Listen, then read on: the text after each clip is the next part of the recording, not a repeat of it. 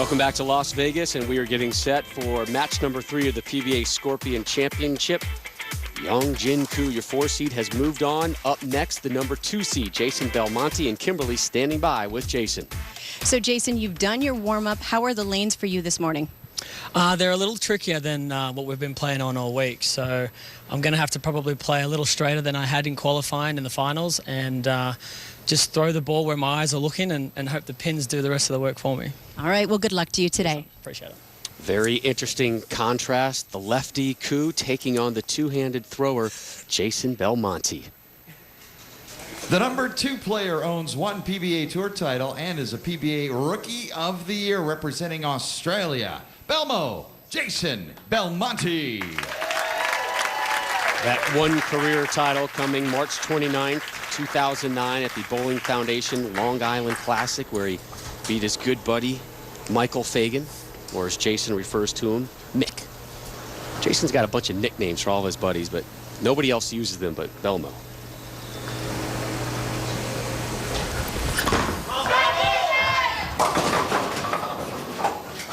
Every match today, we have seen McCune's competitors get off to slow starts. We need more.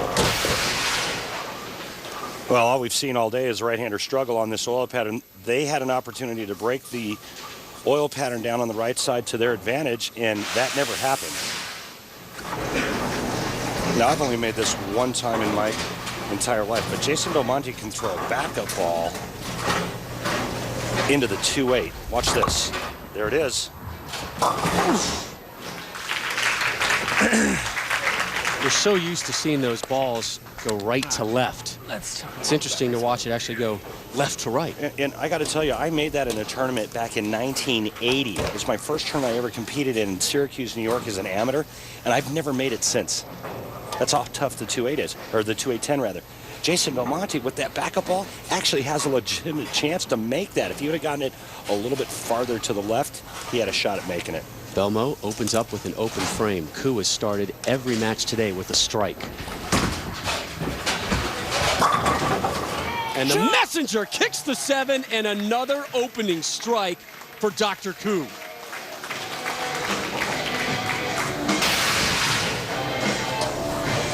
Well, this is a lot of pin action. It's good stuff. Now watch the head pin. It's going to come across and take the 7 out. Right like that. That's just some good stuff there. Mr. McCune is unfazed by who he's going up against. It just doesn't matter. It's him, the lane, and the pins right now. Back-to-back opening strikes for McCune. Had 7 strikes in match 1, 8 strikes in his 256-208 victory over Bill O'Neill. Already has 2 here. And his competitor, Jason Belmonte, coming in off an open frame.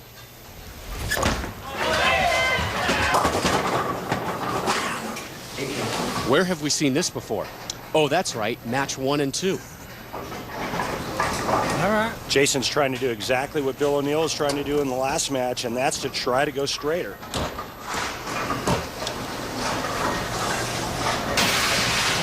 These players are trying to go much straighter. And in order for Jason Belmonte to do that, he needs to use a very weak or non-aggressive bowling ball to keep the ball on line. Last chance. Ball. Not making a ball change yet, but he just called out his ball selection, saying, you get a chance. Using a tropical heat, and you can see in terms of strength, it's at the bottom of the list, and that's to try to go as straight as possible. The hook is out for tropical heat. We'll see if it's utilized after this shot. Didn't like it. Body language obvious. He's going to make a ball change now, or on his next strike shot, even though he didn't throw that well. It's put him in a bad position because he knows he has to be too perfect. He's going to go to something a little stronger. It's left of target the whole way, and a nice break, only leaving the 6-pin.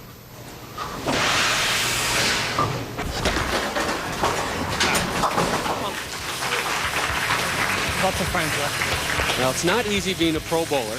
It's tougher when you have a wife and baby daughter. It's even more challenging when your home is in Australia. The travels and travails of being Jason Belmonte when we return. Scorpion Championship from Vegas rolls on. Jason Belmonte in the fourth on the right lane. Didn't like that finish. I like his effort in the fifth a little bit more, Randy. A little late kick there on the 10 pin. That's his first strike of the match. Yeah, he kind of caved the big four in. But Q, third frame, right lane, working on a double. How about that pin action? Trips the 6 pin for a 3-bagger. Left lane, fourth frame. Another 10 in the pit. Now, right lane, looking for 5 in a row. Swish zone for Q. Now looking to crack open a 6-pack, Rob. Just a pinch high, leaves the 6 pin. Q firmly in control of this one with a 53-pin advantage over the Australian Belmonte. And nobody outside of Q has been able to figure out the lanes today, and it's probably because Q, the lefty, has been on the left side. Everybody else has been on the right side of the lanes and having issues. Well, all the power players on the right side did a very poor job of breaking down this oil pattern. And we're seeing it with each and every right-hander.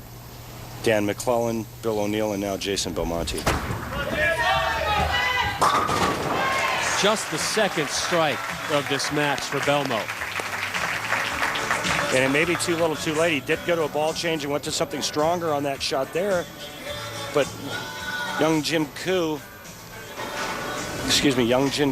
jumps out to that quick 5-bagger, and Belmo finds himself with a 43-pin deficit.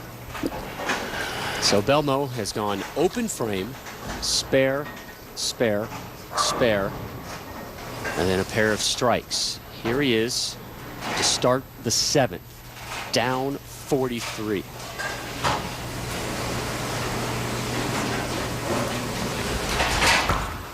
Cats. No, baby. 3 in a row for Belmo. And he's starting to claw his way back into this, and being Jason Belmonte, not an easy thing. I've been traveling the world bowling, since I was 16, and it's always been difficult to leave home, but now it's actually painful. With technology now, I can get sent emails and videos, and I can Skype with them, which obviously helps, but at the same time, it's also even more frustrating because you actually can see what you're missing out on. Kimberly will send me like a picture message, and it'll be Aria going out with the girls, and it really hits hard because you're like, that's what I'm supposed to be seeing, and it definitely hurts even more when you don't bowl well. As hard and as upsetting as it can be, I kind of try and turn all that negative kind of force into some positive force and say, well, then do well and prove to them that you're leaving not just for fun, but because you want to leave and you want to beat these guys and you want to win titles and you want to make money, and you're doing it for them as well. Belmo, a world-traveling daddy, and Koo, a world-traveling bowler, the native of South Korea. Up 33, here he is in the 7th. Strike number 6.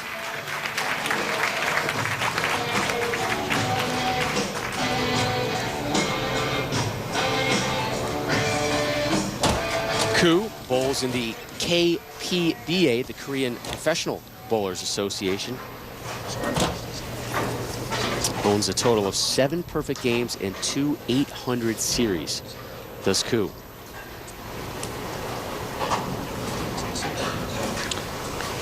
A 48-year-old from South Korea.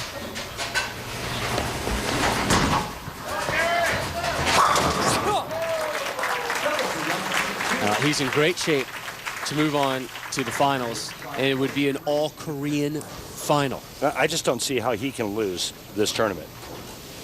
Unless he finds the gutter. All right, Randy, I have a little break. Here is your More of What Matters to You fan question brought to you by the makers of One Today. I'll give it to you. You can answer when Belmo's done. What was the best performance by a player that you have seen on TV? That's from Anthony on Staten Island.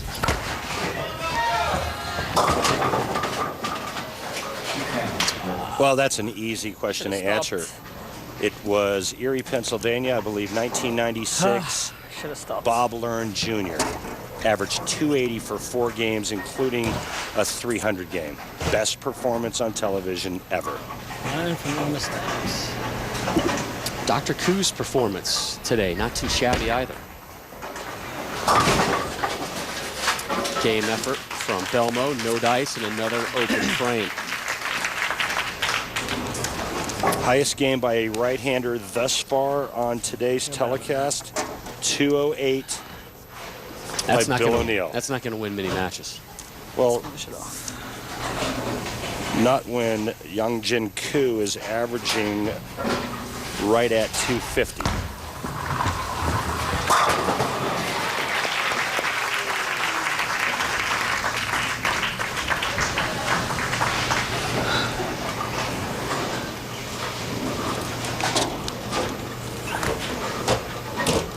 It's nice to have a 57-pin lead with 2 frames to go. Talk about a cushion. There he is with that unorthodox hold to go with the unorthodox wrist brace. That one sounded awfully soft. A little slow with the speed. Everything unorthodox. His grip, he uses 4 of his 5 fingers. The only finger that doesn't go into the bowling ball is his index finger. He wears the wrist brace a lot like Mike Scroggins. Doesn't use the wrist brace on spare shots. Takes it off so he can break his wrist back and throw a much straighter, flatter shot. See how that ball has about like 4 revolutions going down the lane? That's why he takes that wrist brace off. Randy, what hides behind those glasses? A very complex and deep man. You don't want to know. You don't want to know. Eugene McCune has just steamrolled the competition today. There's his first bad break of the day, really. But it's all over. McCune will advance, and we thank Mike Moniak, the director of bowling operations here at South Point, a former pro. He and his crew have done a wonderful job here throughout the World Series of Bowling.